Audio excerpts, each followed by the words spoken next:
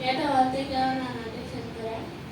Uncle சொல்லியிருந்தாங்க, நம்ம எப்போவுமே காட்ஸோட கிஃப்டை வாங்கி அதுபடியே நம்மளோட ஃபெய்த்தை வச்சு செய்யணும்னு சொல்லியிருந்தாங்க. அந்த மாதிரி நம்ம காட்ஸோட கிஃப்டை வாங்கி ஃபெய்த்தை வச்சு பண்ணணும்னு அவங்க சொல்லியிருந்தாங்க. அதில் எனக்கு நல்லா உணர்த்துச்சு. நம்ம காட்ஸ் நமக்கு எவ்வளவோ சாக்ரிஃபைஸ் பண்ணியிருக்காங்க. நம்ம அவங்களுக்கு ஒர்க் நல்லா கடின உழைப்பு பண்ணி அவங்களுக்கு நம்ம ப்ளீஸ் காட் அவங்க கிஃப்ட்டு நம்ம திருப்பி அவங்களுக்கு தரணும்னு அது எனக்கு புரிஞ்சிச்சு.